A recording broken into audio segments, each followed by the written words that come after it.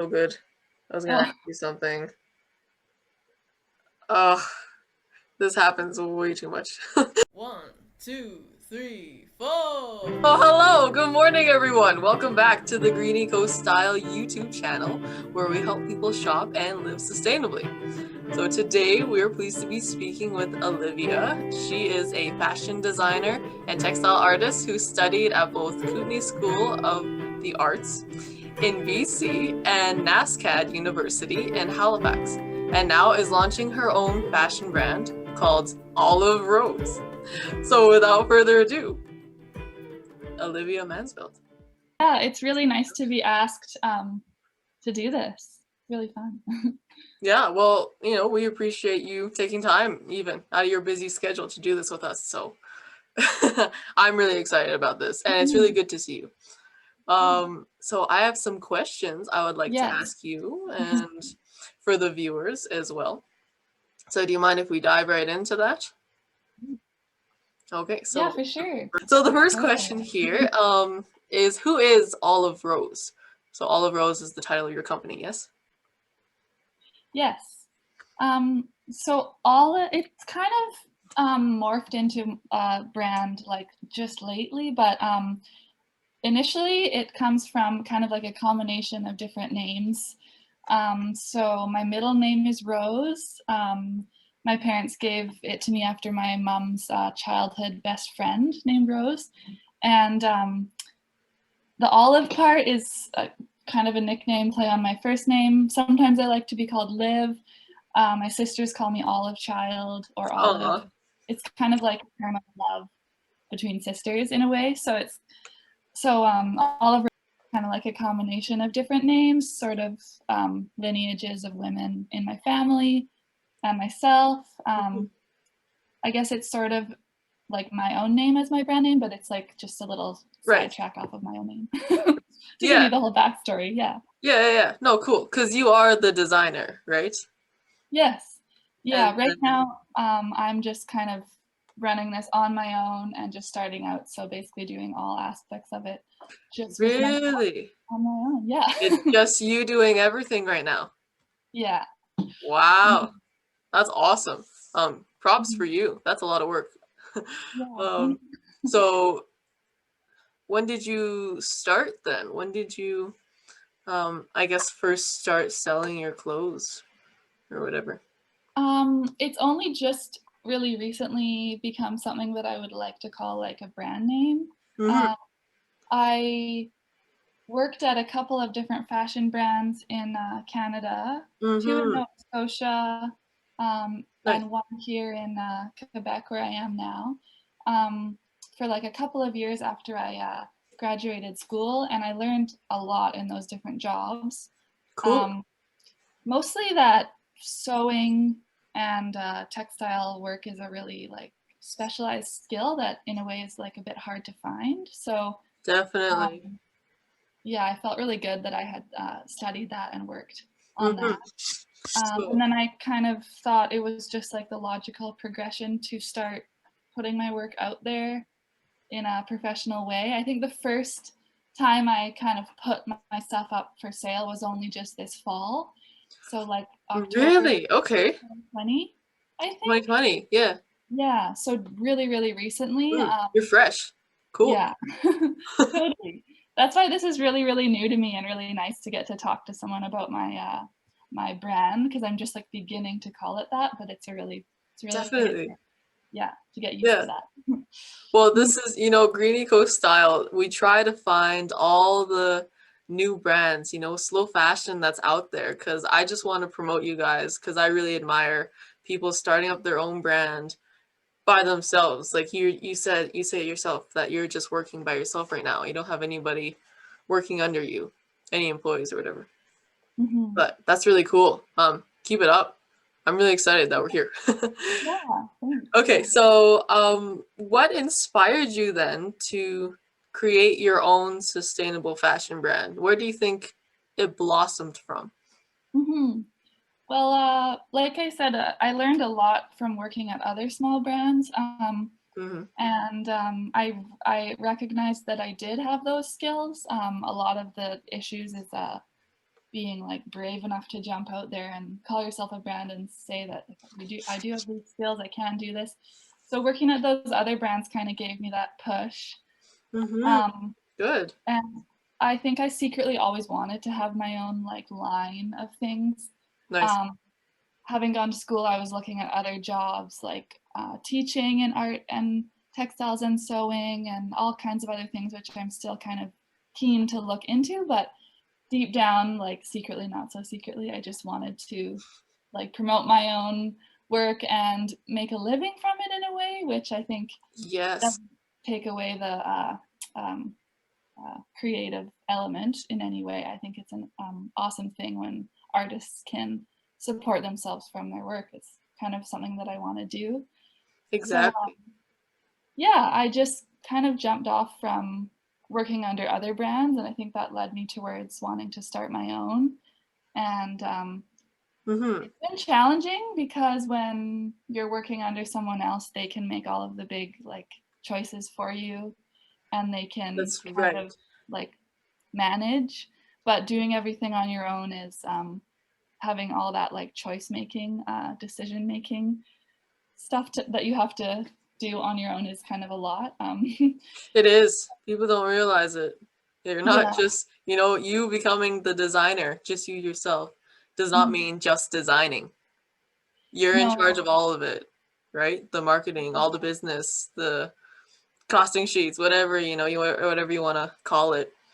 But yeah, there's a lot more to it than just creative making.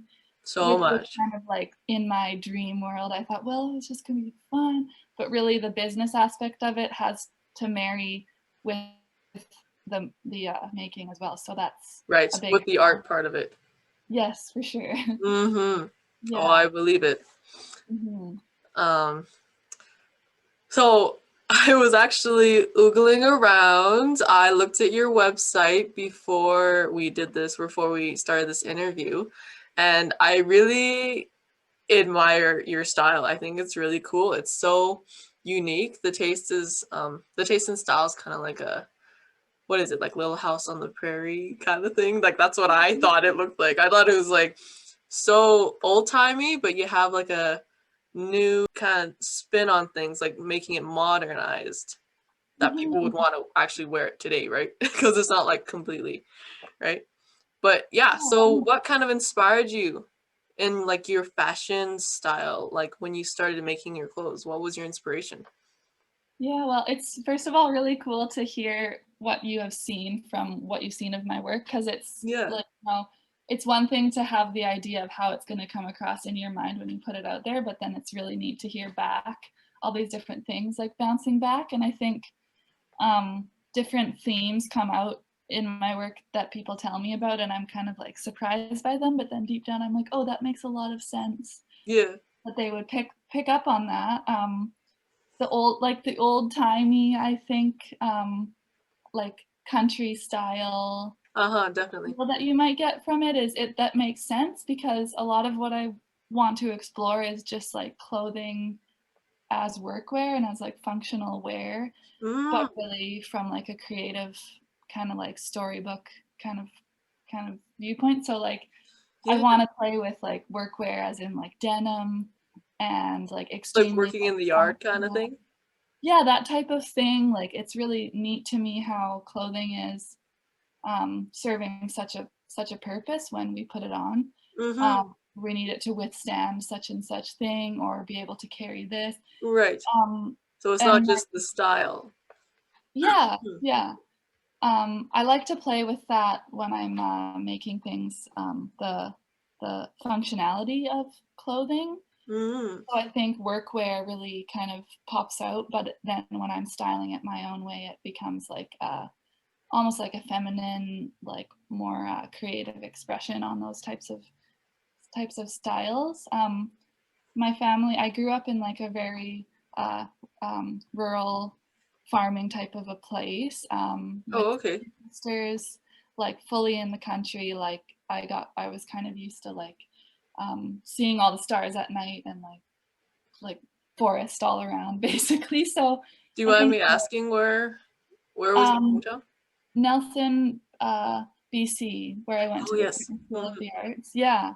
And my family lived about a half hour or 40 minutes outside of Nelson, which is a very small town to start Okay, with. wow.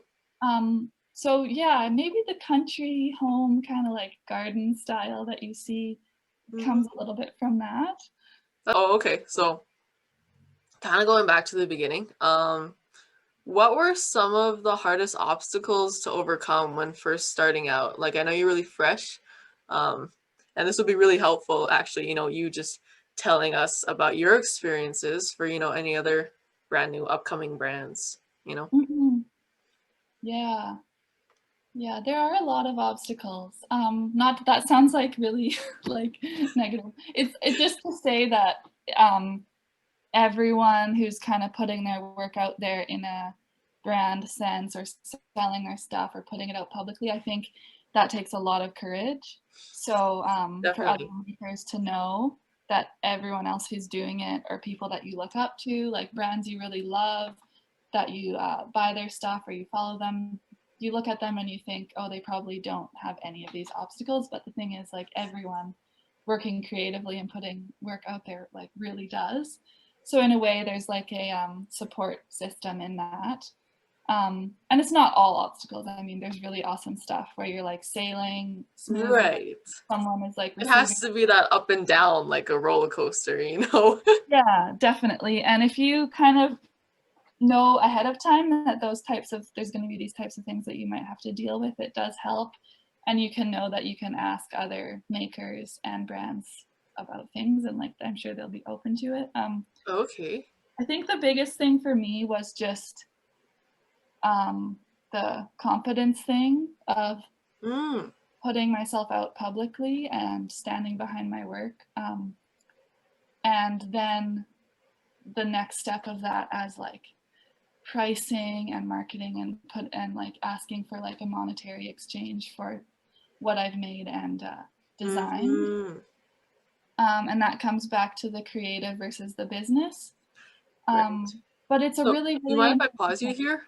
Yeah. So for your pricing, do you ship like globally now? Because you have like you were talking about the exchange rate. Like, do you ship globally or is it just in Canada right now?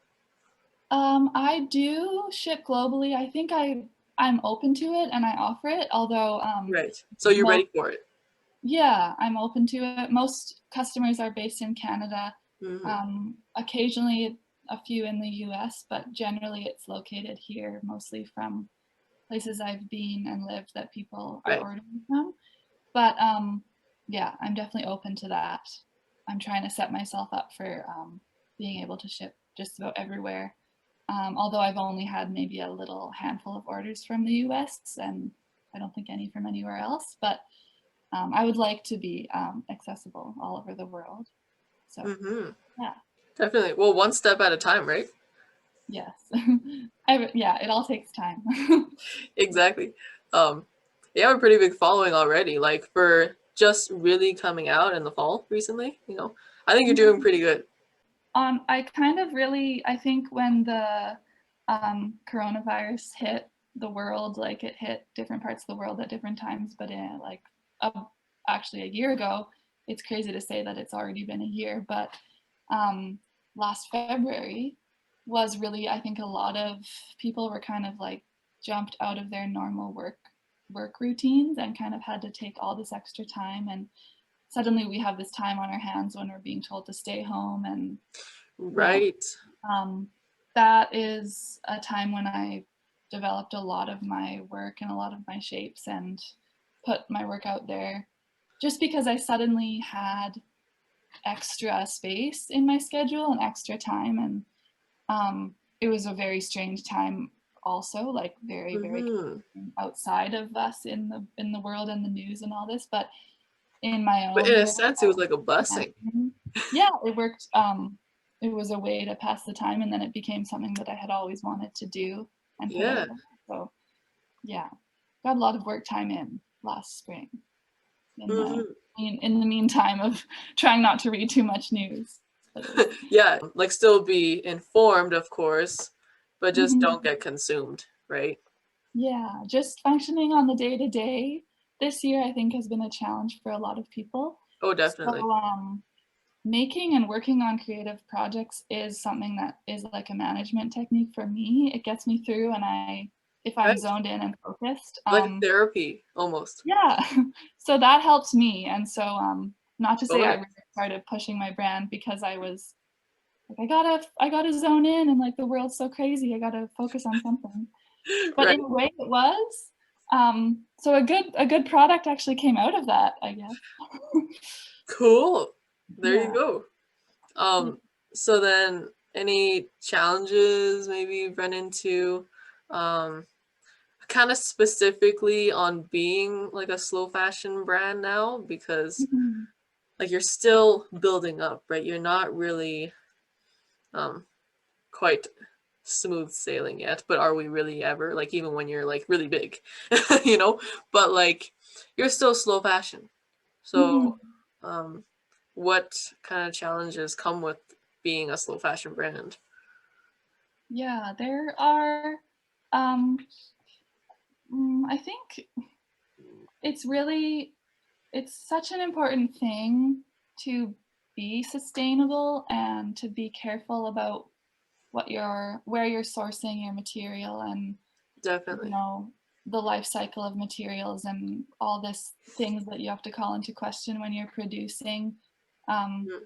any kind of like product, clothing or houseware, or any type of like material product. We do have to be really careful right now. But in doing that, it's hard in a way to be like quick enough and affordable enough for many people to consume and buy your products because of the competition, which is, I guess, fast fashion. Right. So that's a big challenge. But it is, I'm kind of hopeful because there is a huge community of slower fashion brands and all these um, customers or potential customers who are kind of like waking up to the damage that fast fashion causes to both workers and the Hmm. world, the Exactly. water systems, you know. Everything.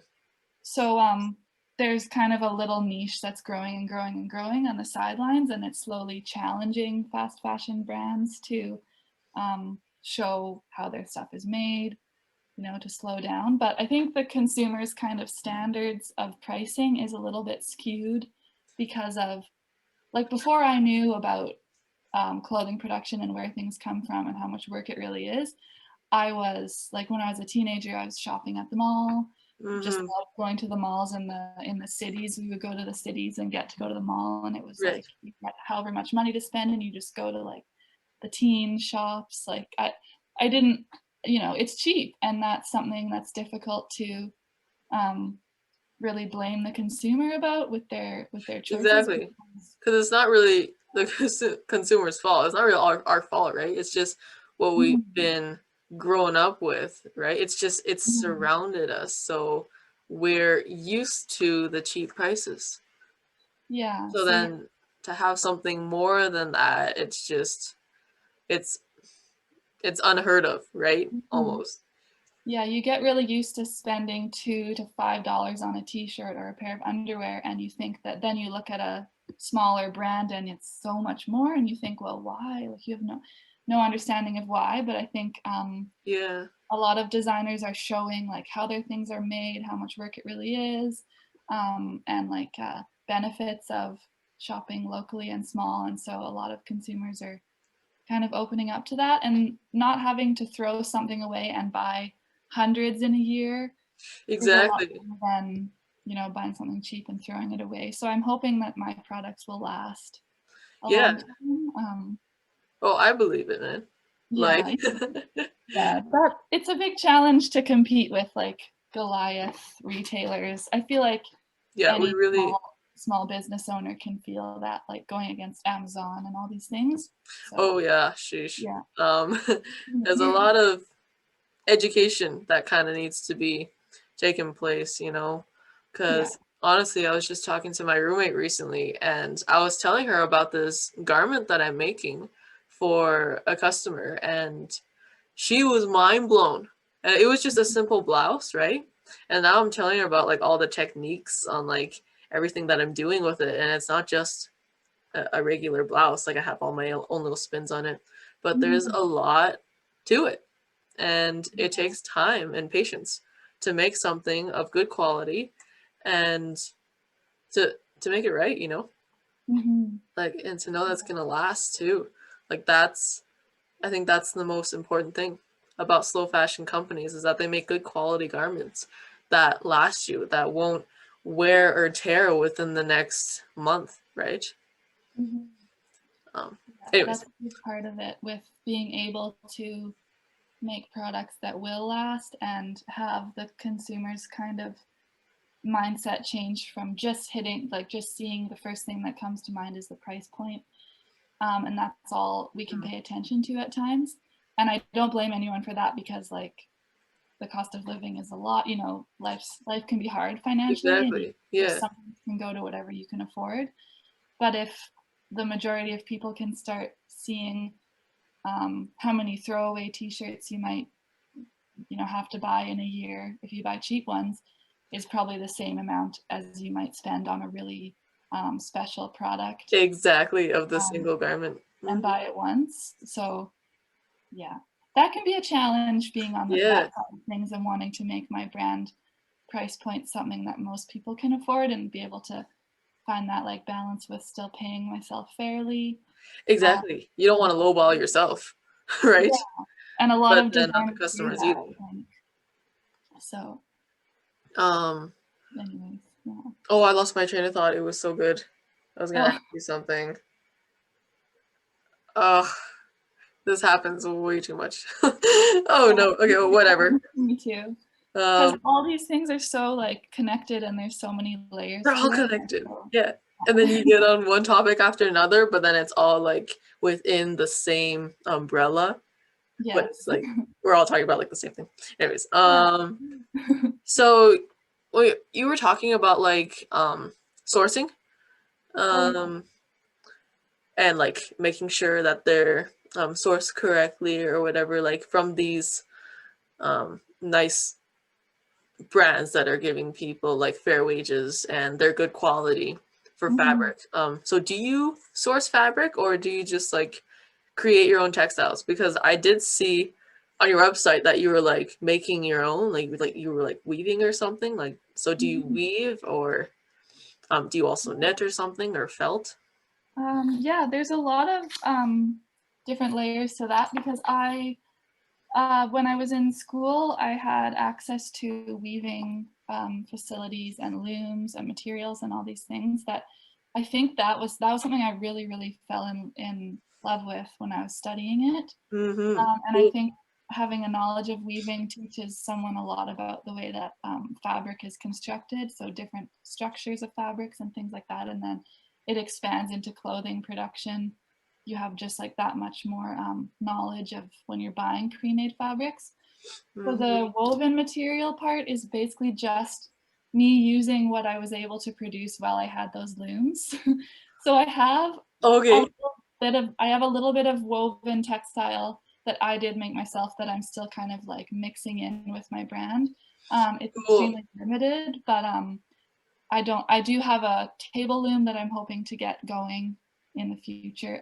It's not really part of my active making right now, but basically Yeah. when I use the handmade textiles, it's things that I have made in the past, and literally like scraps from projects that served other purposes that I want to reuse and save, because Mm-hmm. woven fabric has so much meaning into it and so much love and care, that I was like, I'm keeping these. I have boxes and boxes, but I want to put these towards like different projects. And so here and there, I'll mix in handmade materials into my brand, but Okay. then it's mixed with like scraps, repurposed garments that I'll find and wash and reuse, or Okay. bolts of dead stock or secondhand fabric. It's basically So so then you don't source your fabric. You just kind of grab here a little, there a little, it's and like making it's your a own fabric. combination of, yeah, it'll be a combination of the repurposed, and then I try to use dead stock fabric or secondhand if I buy it by the bolts or like, yeah, Okay, rolls. Yeah. cool. So in future, I would like to find a fabric source which provides me with more yardage of like a predictable material so that I can have like a consistent shape or cut with like a various size range. Right. Um, it's kind of difficult with scraps and piecework and like patchwork, I mean, not piecework, to Mm-hmm. do that. So I'm kind of moving away from the patchwork and handmade textiles toward finding like a dead stock secondhand fabric source. Okay. Yeah. But I still love to mix the two in a way, mix all these things. So Right. So yeah. then, do so then your patch fabrics that you have or whatever, you just said that they were like from previous designs that you've made and from um other projects or whatever. So then you get your own scraps basically from So your yeah, I own guess it's that. It feels funny to say clothes. like, this is the discards from an old project from years ago, but I mean, and then I'm like, ooh, like how do I promote that without people feeling like this is an old dusty thing? But really, I know. it's like a reuse and trying to reduce my own waste because on the big scheme of things, I think my studio and what I want to work on is very, very small. Like my Hmm. waste, still small, but Right. Well, just you're just starting out still. yeah, and starting out with this mindset that I use my own waste or consume my own scraps to remix into new products is what I want to do.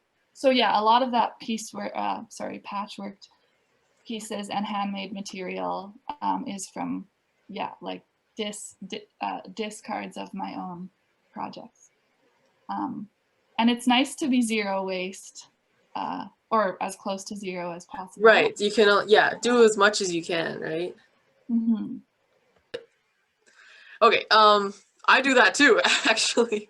You know, like with my own garments, I try to save as much fabric as I can, you know, that I can still patch together some things, patch and do like a patch design. And honestly, you know, it's trendy. So like if you see garments out there, like people intentionally cut out little squares to patch like something together to make a pair of pants, you know? Like it is intentional sometimes. So Mm-hmm. I think we're Yeah, it's winning coming into because we're style. reusing fabric. Mhm. It's neat that it's coming into style all over the place, like Hmm. visible mending, like to mend your own clothing and fix them and have it show. Yeah. Oh, I'm so excited that that's such a popular um, thing because, yeah, it means that people are fixing their clothing instead of throwing it out. I wanted to I wasn't gonna ask you about this, but I just remembered that in some of your clothes you you make the serging visible, right? Right. Yeah. That's so cool. I love it. And then it's like you make it kind of like a design and Hmm. then you do this like swervy thing or whatever. Well, lately, I've started repurposing sweaters, and that's kind of like the latest thing that I've focused on as like one product that I'm going to do a couple multiples of. Uh, that's maybe like my second product that I've done in that style of really like doing one product over and over, which is what production is. That's like what I'm trying to get towards. So the repurposed sweaters, yeah, they do have that exposed stitching, which I do see lately all over the place online of different designers doing, and I think it's really, really fun. It Uh, is. Yeah, I love that. yeah, to be able to make something that holds together structurally and the seam lines are kind of part of the design. And especially if you work with a knit, it gets that like lettuce leaf Yeah. bubble. Okay. Yeah. I didn't notice that. I thought that you did that purposely, but because it's knit, it gets it gets kind of the swivels in it. Yeah, it's basically just I think because of the knitted like stretch texture of the sweaters, it kind of like wobbles because the serging like presses a bit too hard on it and stretches it out. Mm. Okay. So it's almost like an accidental thing that happens that makes a neat effect. A happy Um, accident. yeah. That's cool.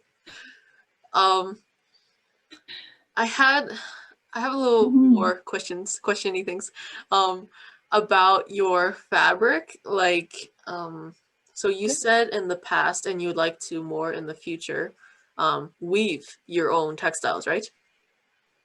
So my question with that is, do you dye your own textiles? So would you like do that like before, like when it's like a yarn, or like after it's a textile? And is it like natural dyes, or does it like come pre-colored? Yeah, well, ever since I started as like a brand, I guess, I haven't incorporated too much of the dyeing yet. Yeah. Occasionally I'll have a fabric that's a waste fabric and I'll remake it into something and it happened to be dyed by me. But that's basically just the material that I made while I was studying. So I studied a lot about natural dyes, and I think they're a really, Good. really interesting thing Yeah. that is so neat it's such a neat way to customize your own fabric and customize your products. Mm-hmm. So It's just detailed. something I haven't gotten into it as much as I would have probably really liked to yet.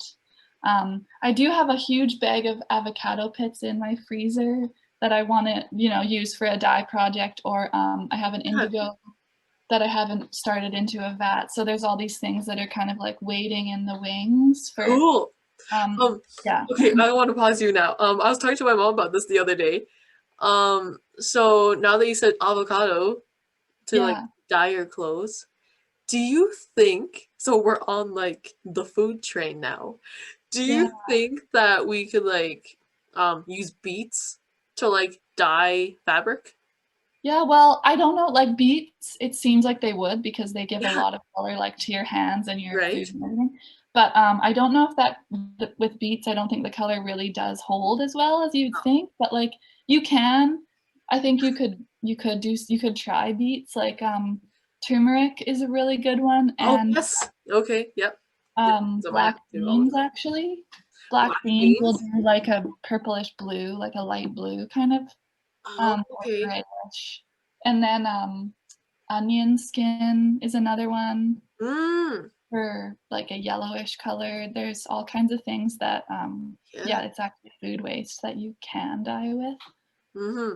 And you know, I think that's a lot better than like bugs. Like this is what I'm Yeah, thinking now, because that's a thing too, um, yeah. to get like a rich like purple or something. I don't know. Mhm. Yeah, a lot of the natural dyes that are like produced for the purpose of dyeing are maybe like a bit wasteful in their own way. You're right. Um, Like a lot of water or something too. yeah, and some natural dye processes need chemical like fixative to make the color stay on the fabric. There are like you can do a soy milk instead. There's like different ideas of things that you can use for dye fixatives that are natural, Yeah. but a lot of the time it might use chemicals or water or all these types of things. So I Mm-hmm. feel like every process when you get onto a larger scale of production, it kind of has its little evils that do show up. Right? But yeah. It's like it's best to just stay like a slow fashion company for Mhm. forever almost. But like I'm sure once you get bigger, um, and like you'll probably have like a couple more employees working for you or something, but like you'll give them like fair wages, right? And For you'll sure. probably be accessible enough that you can. Well, thanks. I hope. Oh, you will. I have Yeah. faith. Um, so do you release collections for your customers? Like do you like make a collection and then you release it on your site, or do you also make like custom designs? Well, since Or is I've it only really been vice versa? running since about the fall, um, so in October I did my first what I called it like a studio sale, which was essentially garments and projects and things that I had that I wanted to sell just to make space. So they were all like one of a kinds. And after that, I did 2 other like drops of one of a kind collections of things, which were just like little collections. And I'd made everything, and it was like a few different sizes, but there wasn't too much of a range of sizes, and it was all one of a kind. And so I've done that. Oh, I've done it twice. I wanted to do another one mid-February. So that's what I'm getting ready for now. But I would like to move past that and do more of like a size range eventually. So I'll release these kind of like limited drops, or like studio drops as they've been called. And that's what I've been doing so far. I'm hoping to move into, I guess it would be made to order, you would call it. Yeah. With more sizes. And then as far as custom designs, I have had a few people contact me over the past 6 months to a year, and they might ask for like a custom fit or a custom project. I've taken on a couple of those. I would like to put that as part of my business, just because it's really neat when someone, maybe they see something that's already been made and they want it like cropped or to their own size or to like a different measurement. Right. It would be great to be able to do that. Yeah. So far I've only done like a handful of those just for people I've known, and I'll charge them, I guess, like hourly or for the material, so it becomes like a custom project. But so then for like the drops that you're doing, like what you said previous, so do you have like kind of a standard size for those that you normally would make, I guess? Yeah, well, the first one, it was my things that were pretty much modeled off clothing that I already had, and things that were the size of one model that I was working with. Yes, okay. Which made it quite limited. So that was something that I wasn't super happy with, because I want to have like a very broad size range and options. Right. So these drops will be, each one I think kind of has more of a consistent product that people can expect, and more of a size range. So right now I have, I think, a shirt design that I have like size 1, 2, and 3. And then sweaters, it's sort of small, medium, large, or 1, 2, and 3. And then within those sizes, there's quite a broad range of whether it could fit loose or like a little bit more fitted. And the way that I'm designing is really not an extremely like bodycon, like form-fitted type of a styling. I think that's just my taste, and it tends to work out well with sizing, because it means that there's like a range of bodies that could. Yeah, for sure. Yeah. So it's, I think, yeah, doing the drops is what I've been doing so far, and I've only done 2 since the fall. And I'm planning my next one in like a few weeks. But going forward from that, I'd like to start doing full size ranges, like having my size chart. But I just need to find a way to combine that with my patchwork or recycled material process. Man, I've been working on sizing forever now for my brand. Like, that's why I don't have anything going on, because I'm getting like lots of sizes, and I'm measuring lots of people, and I'm trying to like collectively collect them, and then like make my own grading from all of that, right? And then I try to. Grading is so hard, man. It's just, but it's important, right? Yeah, it's something that I think you can't really not pay attention to, and I think it's one of the things that, not that it's like blocked me from moving forward, but it's been something that I really, really want to address. And you keep working on what I called studio sales. Yeah, the studio sales were just projects I had, and like garments I had made that were only made once, kind of thing. So the size range wasn't there. And I think having an accessible size range is so important, because anyone looking at our work might not see someone who looks like them or who feels like they can relate to, and they just like won't be interested, won't want to wear it. So I want to make it as open as possible. I think I am kind of designing shapes with that in mind. Good, cool. With everything being closed down, I have my own garments to trace off and my own body to sort of like measure on. So Right. it's pretty limiting. I'd love to have more of a range of people to be able to measure, like you said. Custom project for a friend or a trade between friends, or if I make anything for them, I will keep their measurements in a little book. And Definitely. Yeah, keep the measurements handy. because real people, there's such a range, and I so know. just have to accommodate that. Yeah. Exactly. You know, and that's another thing that's really skewed in the apparel industry that we got to fix. And it's up to us. It's up to us little guys. This is kind of a deeper question and broad. How would you think Olive Rose is changing the apparel industry? It's like, oh, I'd love to say that I'm making so much big change. I think you feel like a drop in the bucket when you are just like one small designer making your work, and it's really nice to be asked to speak to you, to say like, I love what you're doing and I want to hear about it. So yeah, it's easy to feel really tiny in this industry that you don't necessarily agree with all the ways that things are made and how people are treated with the ways things are made and all these different things. Like but I think just sticking in what I believe in, to share your process about that is like that's a big part of what I want to do with my brand, is share like behind the scenes, where this material came from, what I did to make my products, and just showing that process. It might give a bigger understanding to garment production really can be, because there aren't really, I don't think there's any clothes in the world, no matter how cheap or mass produced they are, that are not made by a human hand. Like there's machinery involved sometimes. Along really run a sewing machine without an operator. Like you have to have someone to put the fabrics together.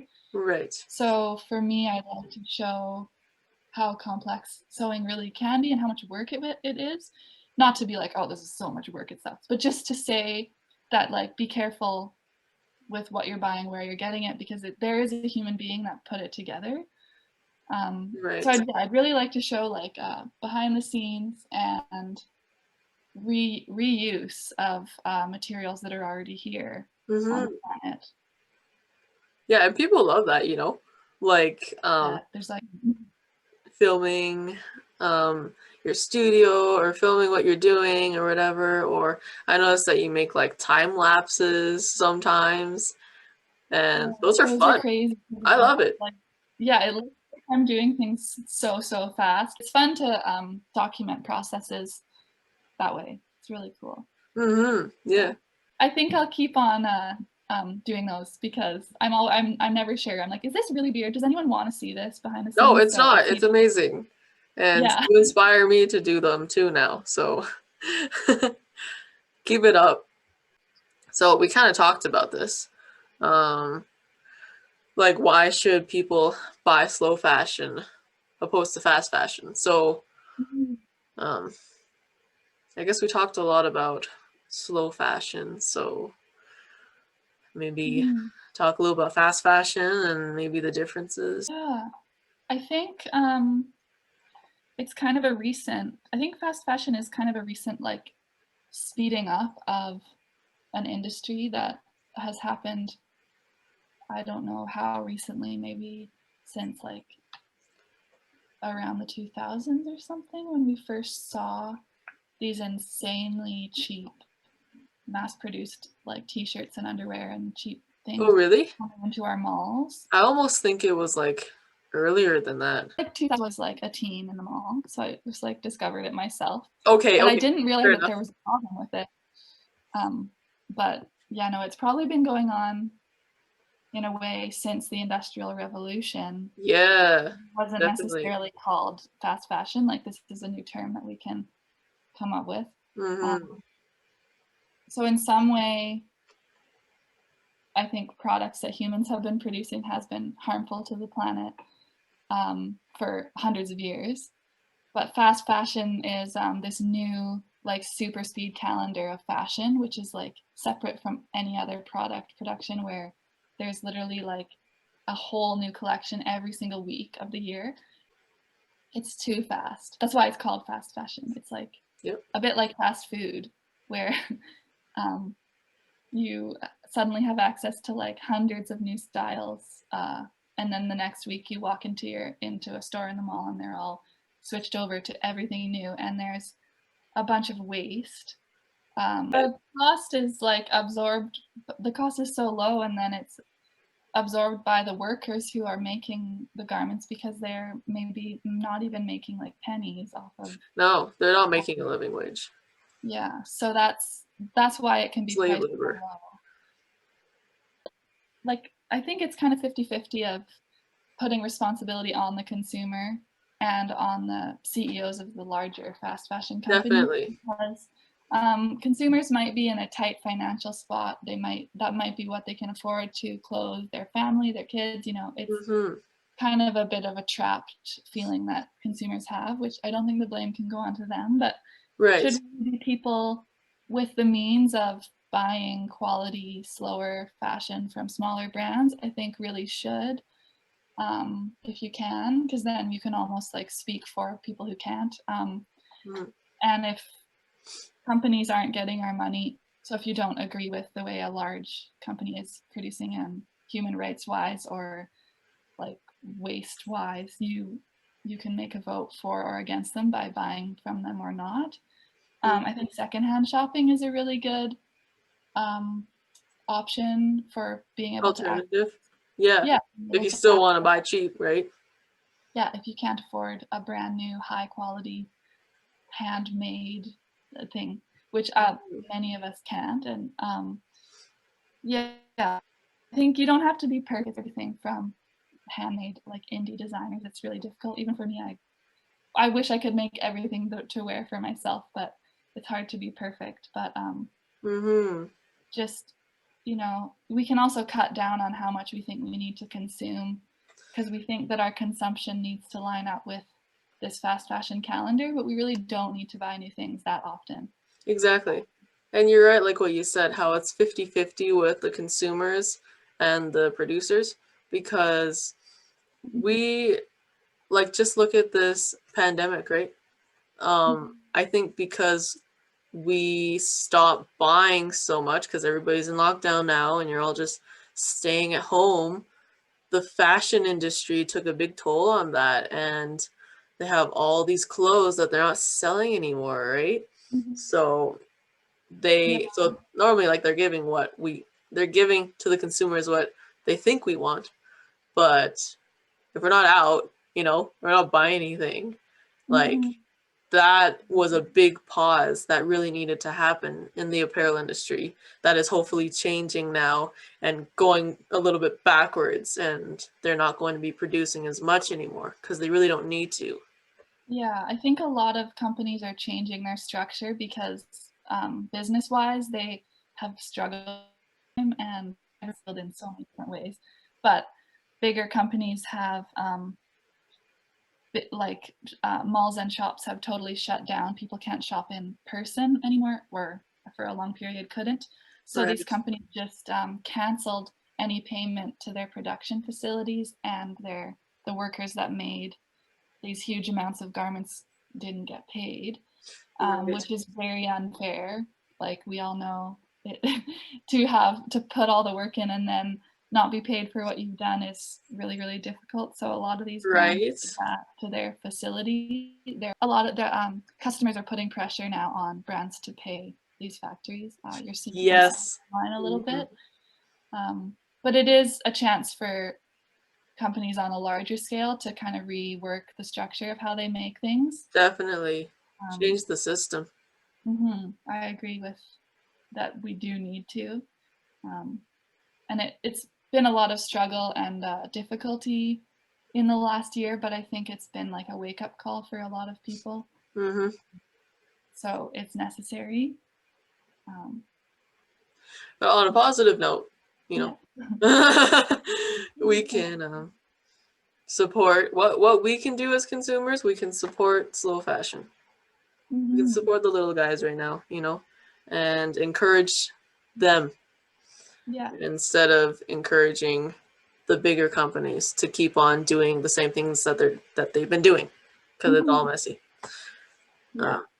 And when you buy from bigger, richer companies, you basically benefit like one or two CEOs and managers, and not necessarily the workers themselves. So Exactly.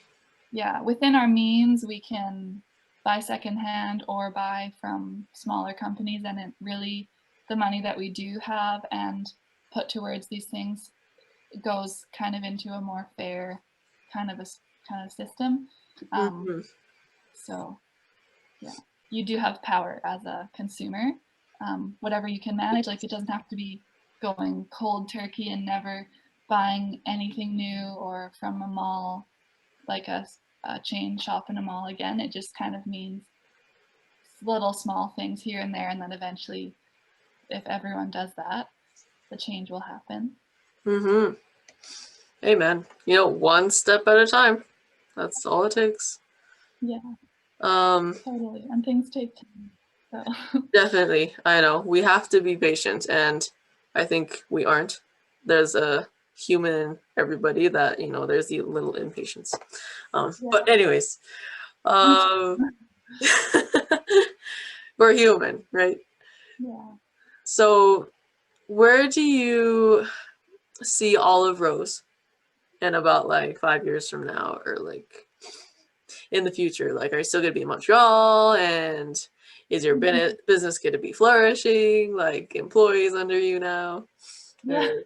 Well, hopefully. I hope to expand. Definitely. Um, I'm not I'm not necessarily like at the point yet where I can think about like working with any others or having staff. Like I'm not really there, but Yeah. that would be great because it is, I think, just learning about how all these elements of a business coming onto the shoulders of one person, you realize like this is why people outsource part of the work.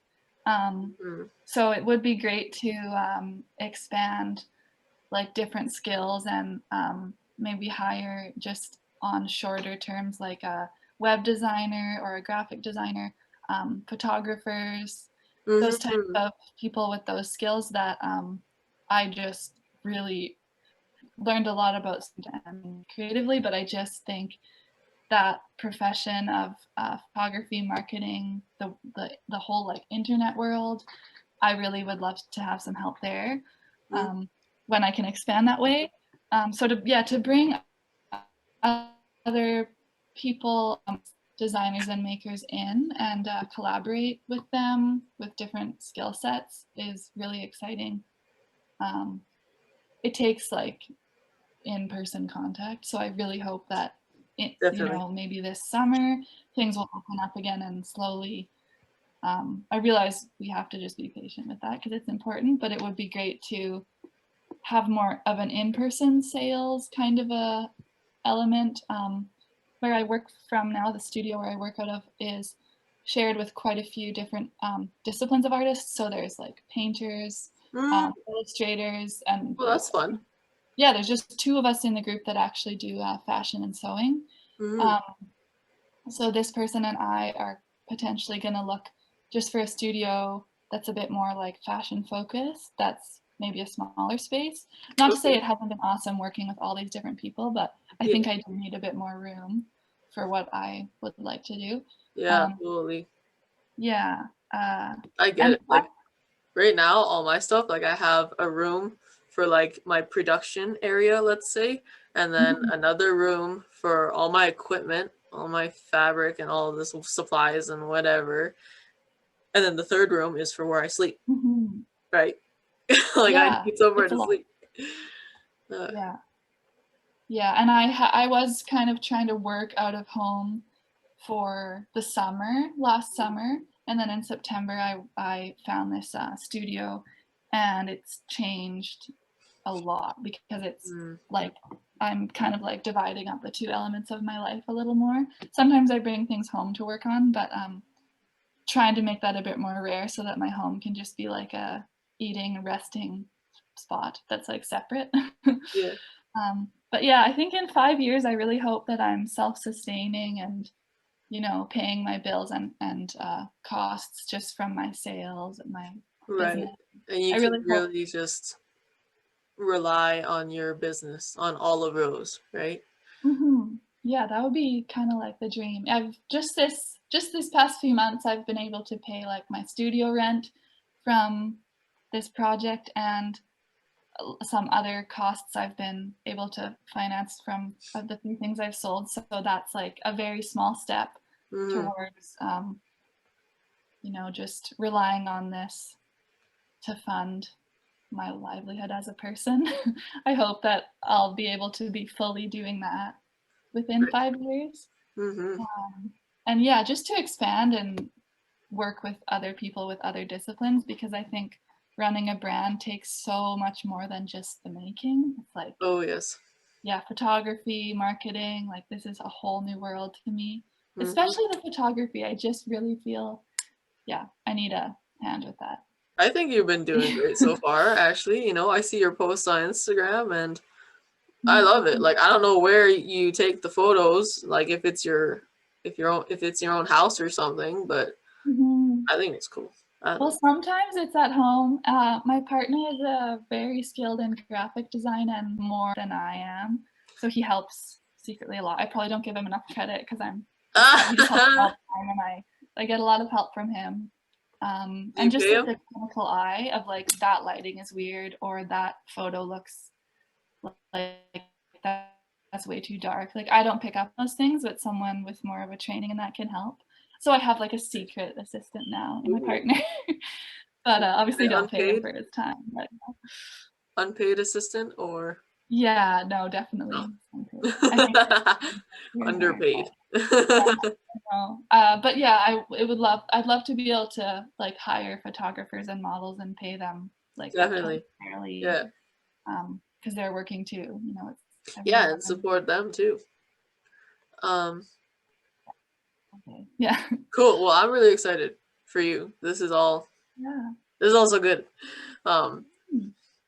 okay, I had this kind of big question here. Um, if you could change one thing about the apparel industry for the better, what would it be? Like the sky is the limit. You can do anything you want. What would it be? Yeah, that is a big one. I took a couple of notes on this because it was so big, but Yeah.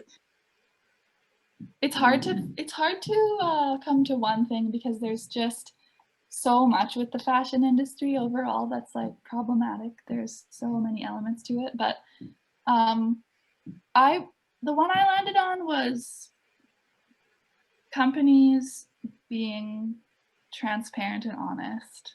I think I would really Mm, look for that, amen. um, as well as kind of like we're in denial a bit about how destructive clothing production is to the earth. I think it's kind of like almost feels like this like secret thing, that many are super super surprised that it's like ranking so up there in the harmful, like um, the most harmful uh, practices in the world. Clothing production is one of them. Mm-hmm. And usually people are like, really? I would never guess, because it's like I this like know. soft, like fashion is promoted as such like a glamorous thing, but it's really there's like some secrets to it. Um, Yeah, you're or right. It is a really secretive industry. yeah, it feels like it's kind of like associated with like stress and kind of not accepting all bodies and these types of like really really negative things that I think people associate the fashion industry with. But I think overall I would really, on a large scale, like larger multi-million dollar companies, I would like them to be truthful about all the working conditions, all the like how are their workers paid. Yeah, the reason we never know how really cheap things are made is like they don't want us to know, because we probably wouldn't want to put our money toward that if we did really know. So awareness going out there to the consumers, because like yeah, you can't 100% blame an everyday consumer for these huge huge problems, because you're kind of trapped in what you can afford, what you can access. But Exactly. I want companies to be It's all fixed. truthful. Yeah. A lot of small brands are like trying to show behind the scenes, trying to show if you're outsourcing to a factory where they are, how much the workers are being paid. Like it's rising up and up. It's getting a more common practice, to be truthful, but yeah, there's so many issues with not telling the truth about how things are done and how things are produced, and like secrecy between like designers and how a fast fashion brand will kind of rip off a small designer and then call all the something. time. Yeah, that's kind of like another like secrecy thing. I don't Yeah. like that, and I want things to just be more open and kind of like sharing skills and sharing knowledge. And if that gets more of like a common practice, I think people shopping will likely not use fast fashion like companies anymore. If we knew that like people were in complete poverty that were making our clothes, we would not. Like people just, it's really hard to have that become common knowledge because it's so like hidden. Yeah. I don't know. That's like a kind of a big ask, but I know, but you nailed it, I think. yeah. Because that covers a lot just by saying that. It's like, yeah, just stop the secrecies, you know, and stop stealing ideas and whatever, right? Yeah. Yeah, because that, I think that is what is the biggest issue, you know? And that could be a big game changer if people just were honest, you know? Cool. Yeah. Talking a little bit more back to Olive Rose now. Okay, we talked about the industry. We talked about all of this. Far off. Back to you now. You're the star of the show. Is there a little teaser that we could get, kind of thing? What you've been working on or something? Can you tell us a little bit about what's to come? What's next in Olive Rose, your brand? Yeah, well, I guess I kind of covered a little bit, like it's been a very short time since I put myself out there as a brand, and I've so far just done a couple of like studio sale drops. I don't even think I can call them like full collections in a seasonal way because they're just these like one-off type of collections. But so are you working on one like garment right now or something?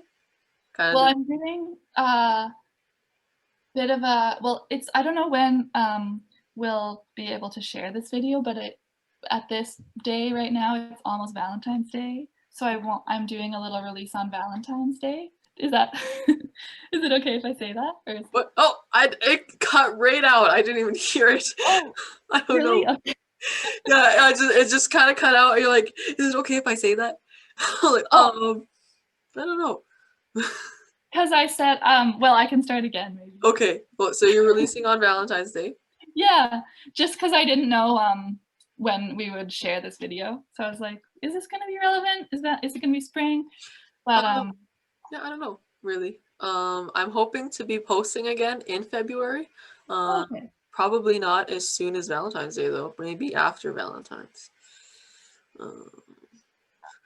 But I'm sort of working with that as my date, the next drop date, just because a lot of my concepts relate to like the heart, and I have all these like figurative kind of imagery of hearts and this color scheme. Yes. I'm doing Valentine's Day just because of that, not because I used to call it Singles Awareness Day, so I was kind of like a hater about Valentine's Day, but now I'm using it kind of as my next deadline for my next drop.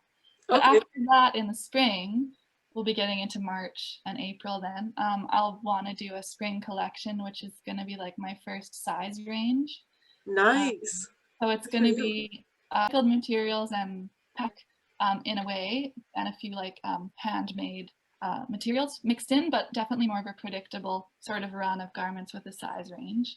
Yeah. So that'll be like my first collection, I guess, in the spring of this year. After like the March or April, or yeah, probably around May. Yeah. But I mean, yeah, after Valentine's Day. Give yourself some time, you know? Yeah. Make it good. Make it a good one. I mean, it's nice to give extra time for things. That's something I'm learning. Exactly. And you know, your loyal customers, they'll wait. They will wait. Honestly. Yeah. Yeah, that's something I hope that changes about the fashion industry too, is that we can practice of like really good things do take time. Because I don't always have patience, but Yeah, this spring is going to be my first like launch, I guess you could say, of a size run. Yeah. That's exciting. Wow. Yeah. Well, good luck with that, because I know that that's another big thing that's really hard to wrap your head around and to solve is sizing. Mm-hmm. Like every Yeah. single brand has to figure it out, kind of thing. Yeah, especially when you want to have like the extended size range, and even to call it an extended size range, I'm kind of like, well, shouldn't it just be part of the range? Like, just all that kind of stuff is a lot to wrap your head around. But it's important now, I think, and it goes along with making fashion more ethical and accepting. I think size, having the full range of size is so much part of that. It's like, yeah, there's the environment and there's working conditions, and then there's like customer base that you want to share your work with. That should be a totally inclusive range of people. So yeah. That's cool. Since we're on this topic, do you mind me asking, like right now I noticed that you're only making like feminine garments kind of thing. Are you gonna make some for males too, or are you gonna do like unisex stuff, or what? Yeah, I guess it like up until this point, like a women's clothing line, but I do kind of want it to be open to different gender expressions. Yeah, we always kind of, yeah, I think what we've seen in the past brands and clothing shopping is you'll have like menswear, women's wear, like completely separated. Yeah. Style-wise, I kind of guess I work with more like feminine type of like silhouettes and shapes. But it would be so much fun if someone were to take that and express it with their own like gender, whatever expression that would be. I would really enjoy having the chance to design sold to maybe mostly like cisgendered like female-eyed females, but it's just it's really open. Like I want it to be open. Right. And you are just starting out now too, right? So yeah, and I think the idea of femme shapes and like gender expression doesn't necessarily limit who could like my stuff or be interested in my stuff. It'd be really fun if like a different sort of range of people were interested. I would love that. Right. So, but then yeah, to say like technically menswear type of shapes, that's something that I haven't gotten into. Aside from like, I really want to work on this code be interpreted as like gender neutral or unisex. Okay. But I still want to do like gender neutral without being like, you know, kind of like no shape and no like frilliness or like add-ons, because a lot of times gender neutral kind of comes out that way when you see it marketed as gender neutral. It's just like sort of like blank slate type of styles, but I really want to do that like a fit that would fit like lots of different bodies and could be interpreted as menswear, but I would want it to be right? Yeah. Cool. Well, I'm excited for that. Looking forward to that. Woohoo. Haven't really gotten there yet, but but you know, whatever, you know, and we're gonna post this and everybody is gonna know about Olive Rose, and you are getting out there, my friend. So let's just say our little goodbyes now. Thank you for coming out again. If anybody liked this video, go ahead and hit the like button, leave a comment, whatever. You can check out Olive Rose. She has her own website. She's at www.oliverosestudio.com, and that's where she'll be posting her things. Or you can also connect to her through her Instagram. She's at Olive Rose. That's OLIV.EROSE.